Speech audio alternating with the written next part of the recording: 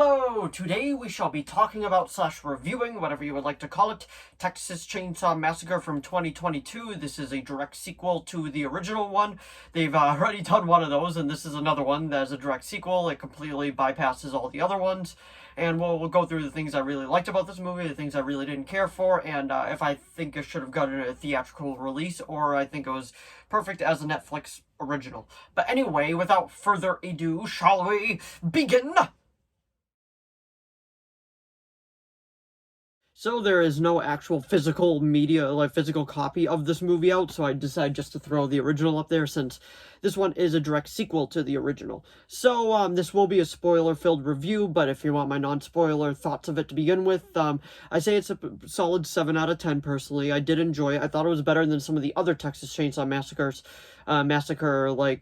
entries within this universe, I guess you could call it, and that's pretty much my soft synopsis of it without spoilers. But now we're going to get into the spoilers, and we're going to go through the positives first, because I always like to focus on the positives. And what the first thing I really liked about this movie is, this is going to sound like sick and all that, but the kills. The kills were actually very well done in this, and they were very gruesome, and they were very violent. And I feel like that was the main thing that stuck out with this movie. There were some scenes that had me, like, cringing at it. I was like, ugh. And I feel like that's actually very well done, especially for a Texas Chainsaw movie, because this one, is it a classic? Yes. But is it that bloody, honestly? No. This one legit has a scene where he takes the chainsaw and shoves it up somebody and completely just, like, kills her. Like, well, not really kills her, but holds her, like, hoists her up in the air while the chain is still going. And that was just gruesome. There was another scene, one of the kills that completely sticks out to me. Let me know what kill stuck out to you in the comments below. Was when they were in the van heading back to the hospital because of the mother, and the arm just snaps, and then I was like, oh my god, like, and that was just the first kill in the movie, but that one really stuck out to me because I wasn't expecting it to be that violent, because honestly, the trailers did not show it to be as violent as it actually was.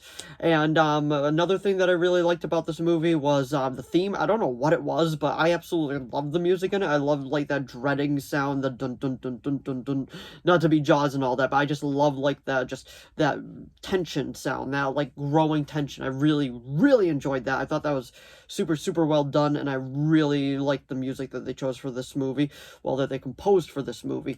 Now, this movie also was supposed to be a theater release, but obviously that didn't happen. We'll talk more about that in a little bit, but another positive I want to say about this movie, which is kind of a positive and a negative, which we'll get into the negative side as well, is bringing back the original star from this one, the sole survivor. And one of the pros to that, I say, is I thought it was really cool to see an original person back, original character. They're kind of doing the Halloween thing with Halloween and then Halloween 40 years later. Now, by doing that, it almost seems like a direct carbon copy of that. And by that, I mean, like, it is literally the old lady versus the slasher with the mask on. And honestly, I feel like she is completely wasted in this movie. She's in it for a super quick scene, and then she cocks a shotgun and starts laughing maniacally, and then Leatherface is like, oh shit, I gotta get out of here. And, like, literally, it's almost kind of comical because the way that she's going at it, and Leatherface is, like, just legit booked it out of here. I was like, why is this so funny? Like, this movie shouldn't be that funny. And one last thing I'm going to say for the positives before we get into even more of the negatives is the bus scene. The bus scene was absolutely just gruesome, graphic, gory, and I feel like it was peak Texas Chainsaw, and I was like, okay, this is like Texas Chainsaw. This was gross, and honestly, it was a bunch of millennials getting just murdered. I was like, oh, wow. Even though technically, you could sit around, but but pretty much it was over the top. It was gory. There was this one scene where a lady was trying to get out of a bus, and he took the chainsaw and just cut her straight in half, and her intestines are going every which way, and I was like, oh. Like, it was bad, but in a good way, because that is what this slasher franchise is all about. Now, a couple more of the negatives I'm going to say is the cast. Nothing, like, against the actors and all that, but I did not care if any of these characters lived or died. Even the main two girls, I honestly did not care about whatsoever. I feel like they had no character development whatsoever. Like, they were barely even fleshed out. The most fleshed out the character was, it was saying that she survived a school shooting. Now, there was so much that they could have done with that. There's so much they could have done, but they decided not to do, and I just felt like, okay, like, it could have been a lot better. But, I mean, that's like what you take. This movie is relatively short. That's another negative. It is an hour and 20 minutes with credits, and the post-credit scene is just a complete and utter waste. It's the original house, and I'm like, well, why?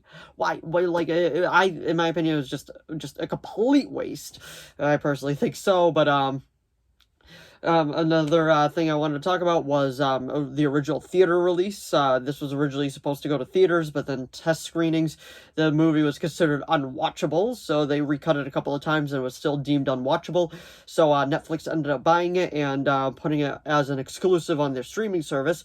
And do I say personally that was a good idea? Yes. In my opinion, that was a very, very good idea, because this movie is perfect as a B-rate, like, even though it doesn't seem low budget, I feel like it definitely was low budget horror movie, and it's just over the top, it's gruesome, you don't care about the characters, you're pretty much just there to watch them get slaughtered, and that is pretty much what you do. That is exactly what this movie is, and that's exactly what it gives you, and I went in there with that mindset, just not expecting it to be as gory as it was, and that's why I'm personally giving it a 7 out of 10 in my personal opinion. But let me know what you thought of it down in the comments below, and let me know what you would rate it as well. But anyway, that was my review of Texas Chainsaw Massacre 2022. So if you enjoyed this video, please give it a like and subscribe so I know to keep making more of these. If you have any video requests, please leave them in the comments below. I'll do my best to reply. Let me know what you thought of the movie down in the comments below as well, and let me know what you would rate it as well, and where it would rank amongst all the Texas Chainsaw Massacre movies within the franchise. I will probably do a ranking of it now that we have another one, and I've seen all of them, and I personally don't think it's as bad as some of the other ones. In my opinion, the worst one is The Next Generation. Let me know what you think is the worst one down in the comments below. But anyway, thanks for watching as always, and I'll see all of you in the next video. Bye!